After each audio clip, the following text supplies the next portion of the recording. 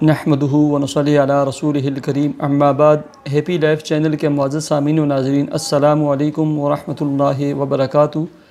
امید کرتا ہوں کہ آپ جہاں پر بھی ہوں گے اللہ کے فضل و کرم سے خیریت سے ہوں گے، اور دعا گو ہوں کہ اللہ تبارک و تعالیٰ آپ کو ہمیشہ صحت اور سلامتی کے ساتھ اپنے حفظ و امان میں رکھے۔ اللہ تبارک و تعالیٰ آپ کی تمام بیماریوں کو، تکلیفوں کو، پریشانیوں کو، بالخصوص آپ کی گھریلو الجھنوں کو اور مالی پریشانیوں کو اپنے فضل و کرم سے دور فرما کر اللہ تبارک و تعالیٰ آپ کے رزق حلال، کاروبار، ملازمت، جاب، صحت اور عمر میں خوب برکتیں عطا فرمائے، آمین۔ پیارے سامعین و ناظرین، رمضان المبارک کا دوسرا عشرہ ختم ہونے والا ہے، اور اس کے بعد رمضان المبارک کا سب سے عظمتوں والا اور سب سے شان والا تیسرا عشرہ شروع ہوگا، جس کی طاق راتوں میں ایک رات لیلۃ القدر کہلاتی ہے۔ تو میں لیلۃ القدر کے حوالے سے لیلۃ القدر کا معنی، مفہوم اور مختصر فضیلت،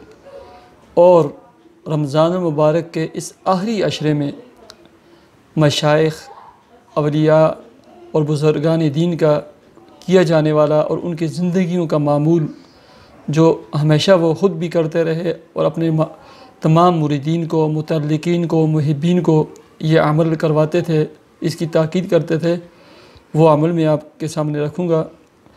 جس شخص نے بھی پورے وثوق اور یقین کے ساتھ اس عمل کو آخری عشرے میں ڈیلی کیا، بالخصوص طاق راتوں میں کیا، مجھے اللہ رب العزت کی ذات پر پورا یقین ہے، پورے وثوق ہے، اللہ تبارک و تعالیٰ اسے لیلۃ القدر کا اجر و ثواب بھی عطا فرمائیں گے، اور اللہ تبارک و تعالیٰ اسے مغفرت کا ذریعہ اور سبب بھی بنائیں گے۔ تو پیارے سامعین و ناظرین، لیلۃ القدر، قدر کا ایک معنی قدر، مرتبہ اور شان کے ہیں، کہ لیلۃ القدر کو لیلۃ القدر اس وجہ سے کہا جاتا ہے کہ یہ رات تمام راتوں سے اور یہ مہینہ تمام مہینوں سے افضل ہے، اس وجہ سے شان اور مرتبے کی وجہ سے اس کو لیلۃ القدر کہا جاتا ہے۔ قدر کا ایک معنی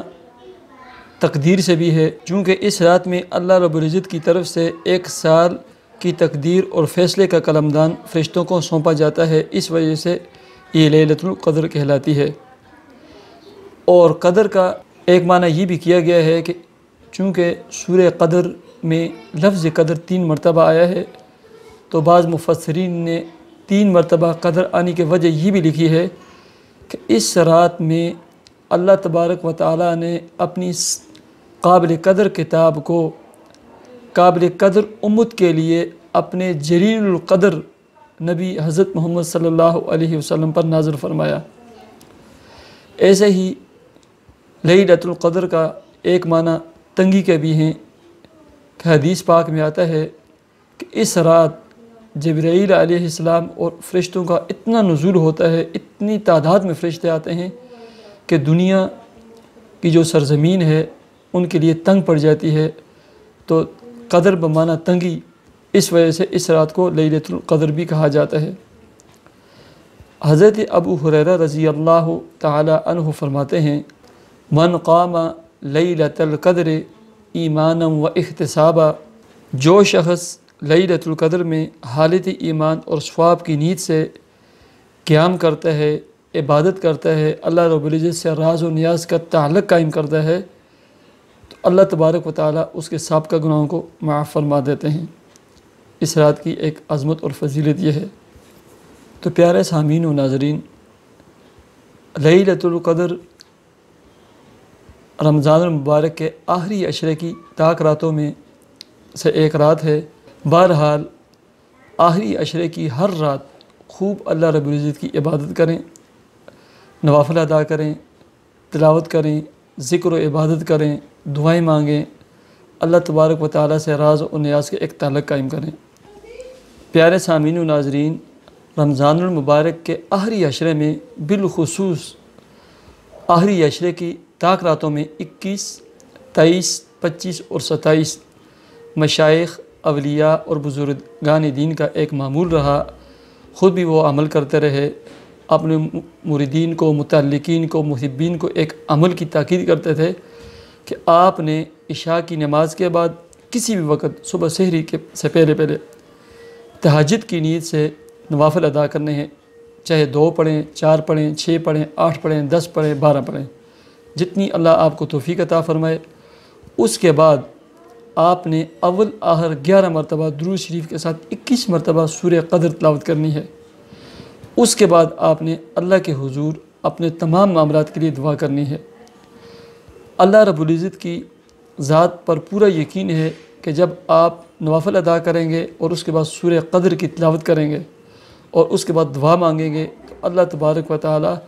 آپ کو لیلۃ القدر کا اجر و ثواب اور اس کی جتنی بھی فضیلت ہے، اس کی جتنی بھی برکات ہیں، انوارات ہیں، ثمرات ہیں، اللہ تبارک و تعالی آپ کو عطا فرمائیں گے۔ اور آپ نے دعا یوں کرنی ہے کہ اے اللہ، لیلۃ القدر کی جتنی برکات ہیں، ثمرات ہیں، انوارات ہیں، اے اللہ مجھے بھی عطا فرما،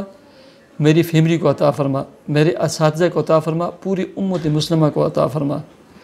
ایسے ہی یا اللہ رمضان المبارک میں آپ کا وعدہ ہے کہ افطاری کے وقت رمضان المبارک میں آپ لوگوں کی مغفرت فرماتے ہیں، بخشش ہوتی ہے۔ اے اللہ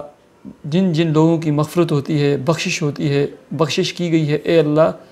میری فیملی کے، میرے خاندان کے جتنے بھی مرحومین مرحومات مومنین مومنات ہیں، اے اللہ سب کی مغفرت فرما، بخشش فرما۔ اے اللہ جتنی لوگوں کی مغفرت اور بخشش کا یا اللہ آپ نے وعدہ کیا ہے، اے اللہ ان میں مجھے بھی شامل فرما، میرے والدین کو بھی شامل فرما۔ اس طرح آپ یہ دعا کریں، اللہ رب العزت آپ کی دعاؤں کو بھی قبول فرمائیں گے۔ لیلۃ القدر کا جو اجر و ثواب ہے، جو اس کی فضیلت ہے، جو اس کی برکات ہیں، اللہ تبارک و تعالی اس سے بھی آپ کو محروم نہیں فرمائیں گے۔ اور ایسے ہی ان راتوں میں کوشش کریں کہ ہر رات صلاۃ تسبیح 1 مرتبہ پڑھ کر اس کے بعد بھی خصوصی طور پر اپنے تمام معاملات کے لیے، چاہے مالی معاملات ہوں، چاہے بیماریاں ہوں، چاہے رزق کی تنگی ہو، کوئی بھی معاملہ ہو، اس کے لیے آپ دعا کریں۔ اللہ تبارک و تعالی آپ کے معاملات میں بہتری فرمائیں گے، آپ کے رزق میں کشادگی عطا فرمائیں گے، برکتیں عطا فرمائیں گے۔ تو لہٰذا رمضان کے آخری عشرے میں روزانہ یا طاق راتوں میں 2، 4، 6، 8، 10، 12 رکعت نوافل ادا کریں